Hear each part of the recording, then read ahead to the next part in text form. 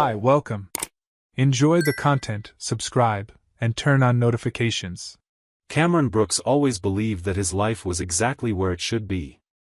At 30 years old, he had a solid career as a tech entrepreneur, a company that grew year after year, and a marriage that, to anyone's eyes, seemed simply perfect. He and Madison had been together for 6 years, and during all that time, they had never faced any major crisis. Of course, there were the small daily arguments, differences of opinion, but nothing that truly put their relationship at risk. On the contrary, they were the couple everyone admired. Always present at family gatherings, always together at friends' events, always side by side planning the next steps in life. Cameron never doubted that he had found the right partner. Madison was intelligent, determined, fun, and, above all, someone he trusted completely. They were planning to have kids soon, looking at plots of land to build their dream house, and even discussing the possibility of opening a branch of the company in another state.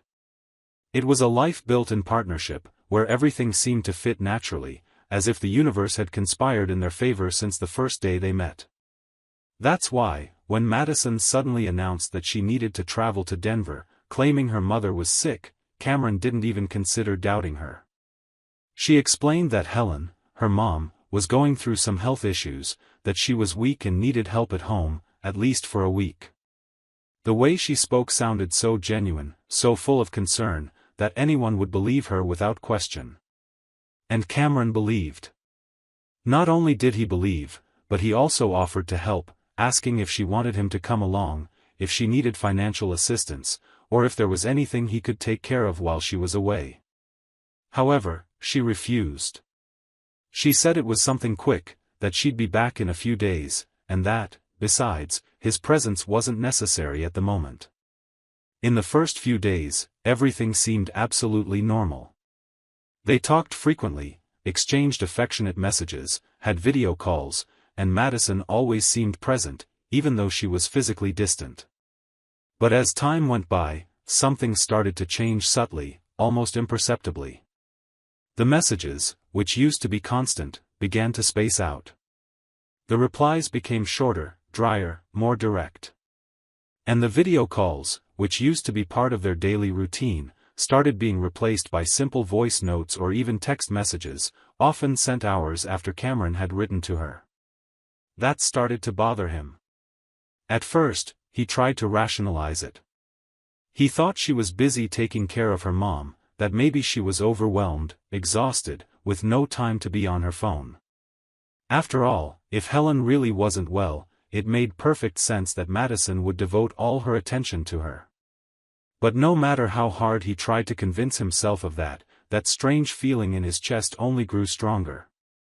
It was as if an inner voice was screaming at him to wake up, open his eyes, pay attention to the signs that were right in front of him. Cameron began to notice that, in some conversations, when he asked something specific, like, "What did the doctor say? Do you need any medication?" or "Should I send money to help?" Madison dodged the questions. She responded with evasive answers, changed the subject, or simply disappeared for hours. There was even one day when he spent practically the entire day waiting for a reply from her, and when she finally responded, she said she had slept at a friend's house because she needed some time to rest from the tension she was experiencing. That excuse kept hammering in his head. It didn't make sense. If she was there to take care of her mom, why would she need to go sleep elsewhere? And more, since when did she have close friends in Denver besides her own mom? Thinking about this, he even tried to recall from memory, but he couldn't remember anyone who justified that outing. Cameron's unease turned into a mix of anxiety, anguish, and distrust. He couldn't work properly anymore. He caught himself several times throughout the day staring at his phone, waiting for a message that took forever to arrive. And when it arrived, it was always the same sequence of automatic responses, cold, emotionless. As if the person on the other end was just fulfilling an obligation, not talking to someone they claimed to love. The nights grew long. Cameron started sleeping poorly, waking up in the middle of the night, tossing and turning in the empty bed, thinking about everything that was happening and trying to find an explanation that made sense. But no matter how hard he tried, no matter how much he searched within himself for reasons to believe it was all in his head, nothing seemed enough. His intuition was screaming, and this time, he couldn't ignore it anymore. Until, in one of those moments of restlessness, holding his phone in his hands, staring at the nearly empty chat screen from the past few days, something inside him lit up. A simple thought, almost obvious: why don't I call my mother-in-law directly? If she's sick, it'll be good to hear her voice, find out how she's feeling, and maybe even offer some comfort. That's when he took a deep breath, pressed the call button, and waited. The phone rang a few times until Helen's cheerful voice answered, without any trace of tiredness, hoarseness, or any sign of illness.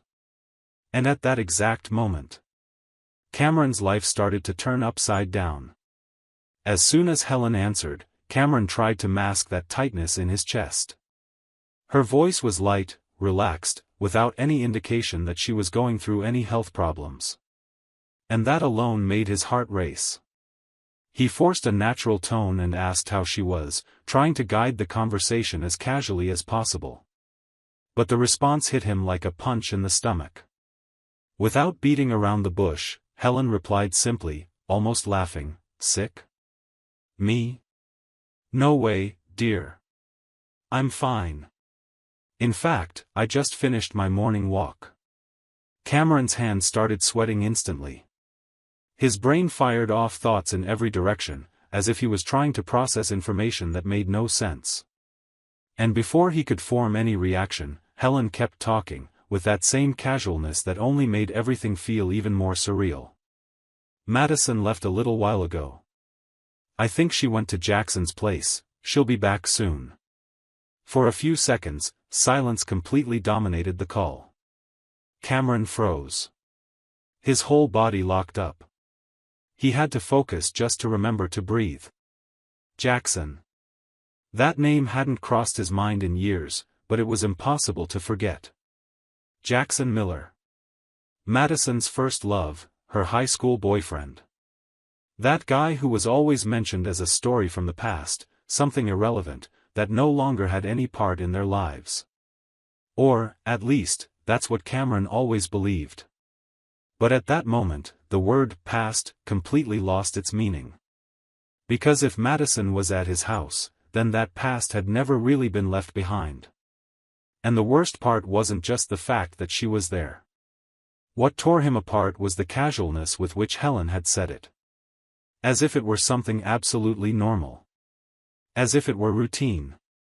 As if that situation carried no gravity at all. Cameron gripped the phone so hard it felt like the device might break. He tried to steady his voice to avoid showing that he was completely in shock, but his mouth went dry instantly. Every part of his body trembled as if he had been electrocuted. 1,000 thoughts came rushing every second. He tried to convince himself it might be a misunderstanding. Maybe it was another Jackson, someone they knew, someone he had no idea about. But deep down, he knew he was just fooling himself.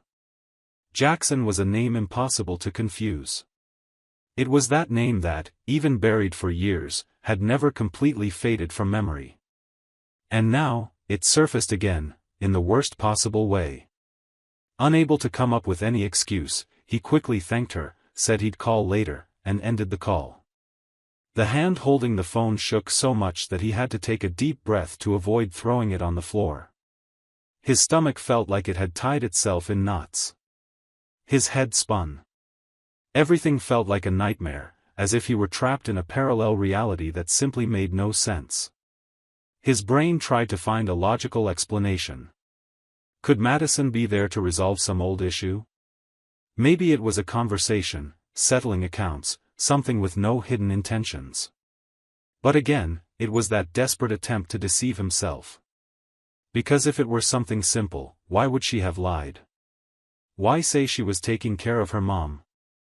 Why distance herself so much, avoid conversations, disappear for hours, create disconnected excuses? The truth was right there, hitting him, tearing him apart, but there was no way to ignore it. At that moment, a mix of pain and anger started to take over. His first reaction was disbelief, but that quickly turned into indignation. Because having relationship issues, arguing, disagreeing was one thing. Something completely different was betraying the trust of someone who, until that day, would do anything for her. He was the kind of guy who believed that love was built on trust, loyalty, and respect. And suddenly, all of that seemed like a big lie. Cameron stayed motionless for a few minutes, staring at the phone screen, as if it might give him some answer. But the only thing that came was a thought hammering away, pounding harder and harder inside his head. I need to be sure. I need to see it with my own eyes. Because if this is true, it's over. He knew that, from that moment on, his life would never be the same. The line separating trust from distrust had been crossed. And there was no pretending he hadn't seen the signs. Because now, they were glaringly obvious. The truth was coming, and there was no escaping it. Cameron's whole body seemed to be functioning on autopilot. He didn't even know how he managed to go down the stairs, grab the car keys, and leave the house.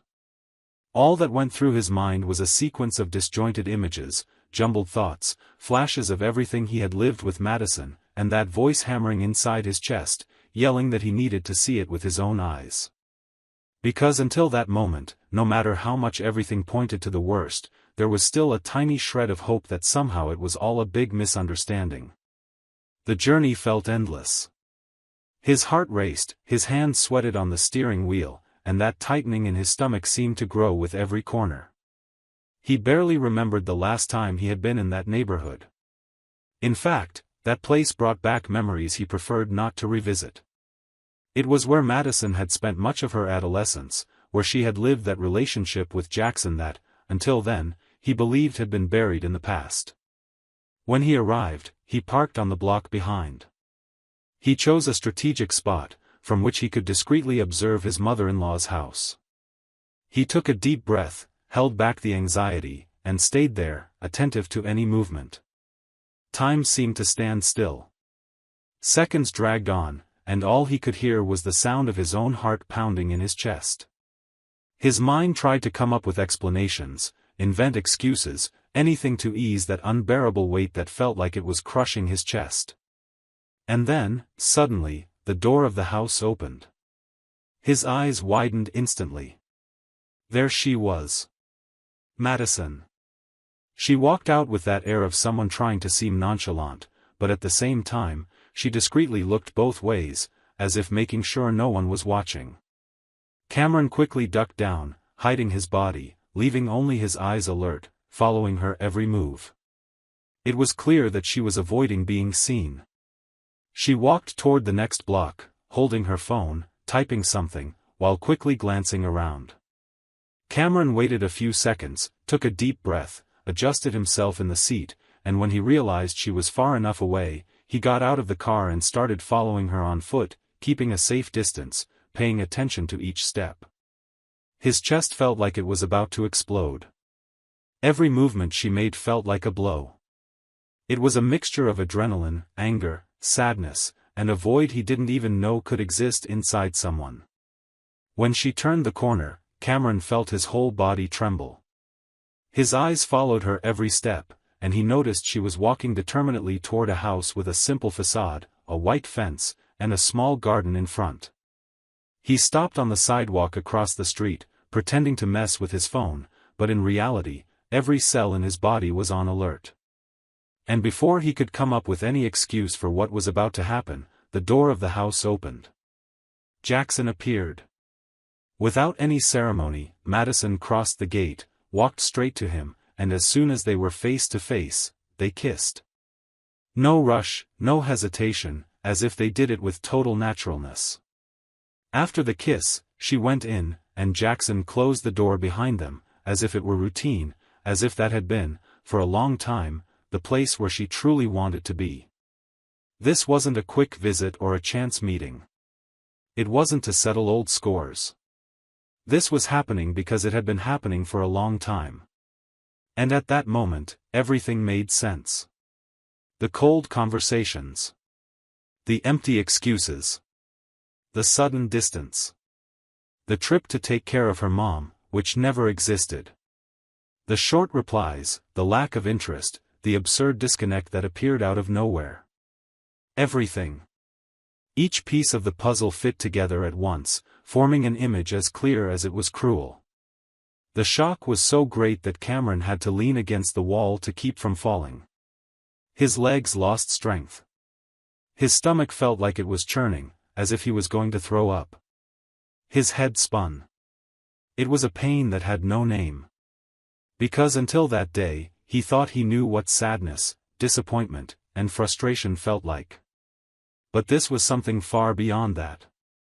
It was the destruction of everything he believed in. It was seeing, with his own eyes, betrayal materialized, alive, real, happening right in front of him. He stood there for several minutes, motionless, staring at that house, trying to understand how, in such a short time, his life had crumbled in that way. And more than that, he wondered where, at what point, everything had started to fall apart. Because, as far as he knew, their marriage had always been solid, built with love, partnership, and respect. Or, at least, that's what he believed. Cameron felt his hands sweating, his chest tight, and his breathing completely irregular. He pulled his phone out of his pocket, and with trembling fingers, searched for Madison's contact. He pressed the call button and brought the device to his ear. The sound of the ringing echoed as if each ring was a knife slicing through his chest. Once. Twice. 3 times. 4 times. And nothing. She didn't answer. He pressed to call again. And once more, absolute silence. He took a deep breath, holding back that unbearable mix of anguish and anger. He opened the messaging app and typed, with stiff fingers from tension, "Pick up. It's urgent." As soon as he hit send, the phone started vibrating in his hands. It was her. Cameron pressed to answer, brought the phone to his ear, and stayed silent for a few seconds. Then Madison's voice came through, somewhat rushed, somewhat uncomfortable. "Honey. I can't talk right now. I'm busy, taking care of my mom." His jaw tightened. His hand squeezed the phone so hard it felt like it might break at any moment. And without raising his voice, he spoke with the coldest tone he had ever managed. "Taking care of your mom, huh? Funny, because I'm here. At her house. I'm looking at her right now. And, look, she's fine.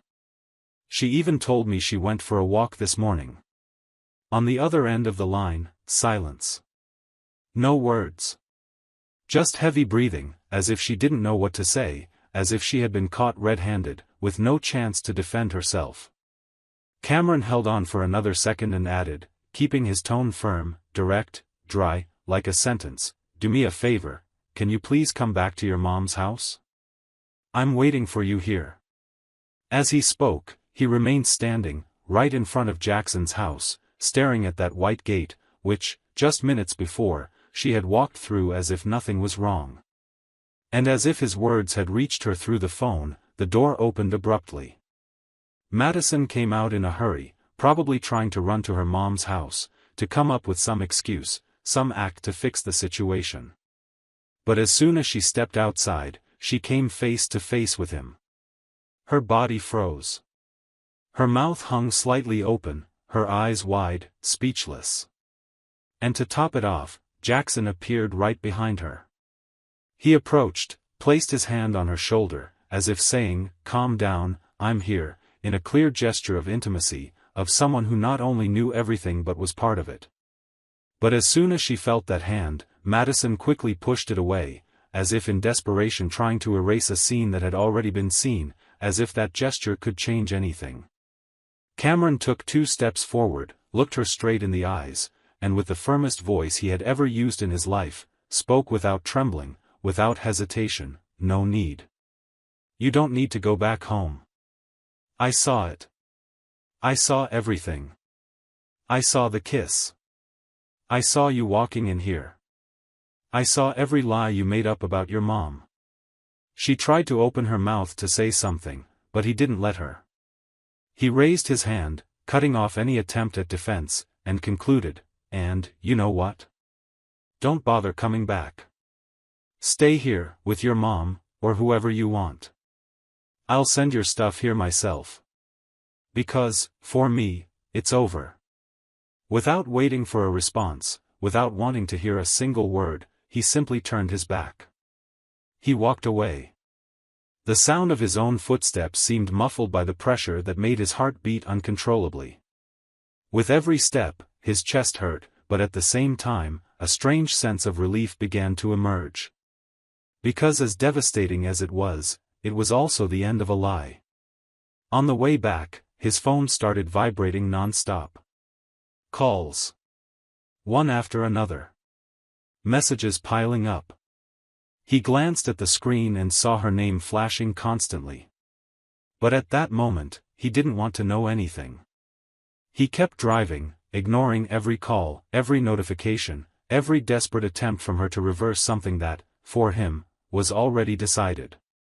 Cameron entered the house carrying a mix of pain, anger, and disappointment that felt heavier than anything he had ever experienced in his life. As soon as he closed the door, he picked up his phone, took a deep breath, and did what he knew needed to be done. He searched for the contact of the lawyer who handled his business matters, someone he trusted completely, and sent a short, direct message, "I need to talk to you urgently. I want to start divorce proceedings today." Without wasting any time, he went to the bedroom, opened her closet, and began, with trembling hands, pulling item after item. Clothes, shoes, bags, everything. Every time he picked up a dress, a jacket, or anything she wore, it felt like he was ripping out a piece of their shared history. But at the same time, with every item he placed in the suitcase, he felt like he was clearing not just the room, but also the weight she had left on his heart. It took 4 suitcases. He filled them to the limit. He placed them all in the living room, one next to the other, perfectly aligned, as if leaving a clear, visible, impossible-to-ignore message. After that, he fell silent, sat on the couch, and stared at those suitcases. And in that silence, he swore to himself that from that point forward, his life would be different. No lies. No falseness. No one willing to destroy everything they had built together. Night fell. The sound of the gate opening made Cameron's entire body freeze for a few seconds. He knew she would return. He just didn't know how it would feel to face it. Madison walked in through the door, and as soon as she saw the suitcases in the living room, she stopped. She stood frozen, her eyes wide, as if struck by a bomb. And before she could say anything, Cameron stood up, walked over to her, and spoke with complete firmness, "I don't want to talk. Just take your suitcases and leave. Now." She tried to argue. Her voice came trembling, somewhat desperate, full of excuses that sounded more rehearsed than sincere. "Cameron, please, listen to me. I swear. I don't even know how this happened. It was a mistake. I regretted it the moment it happened." Without changing his tone, he looked her in the eye and cut her off mid-sentence, "Save your words. Take your suitcases, and leave." Silence filled the room. She stood staring at him for a few seconds, as if she couldn't believe this was happening. But deep down, she knew she deserved exactly that. Without saying another word, Madison started pushing the suitcases toward the car. One by one, throwing them into the car, with shame, with anger at herself, perhaps. As soon as she loaded the last one, she got into the car and drove off. Again, heading to her mom's house. Time passed. Days turned into weeks. Weeks turned into months. The divorce went through without complications, straightforward, without long discussions or agreements. Cameron made sure everything was resolved quickly and cleanly. She had been living with her mom since then. Did she go back to Jackson? Cameron never found out. And honestly, he didn't want to know. The only thing that mattered was that, now, life moved on. Without her. Without lies. Without another piece of the past holding him back. Thank you for watching the video.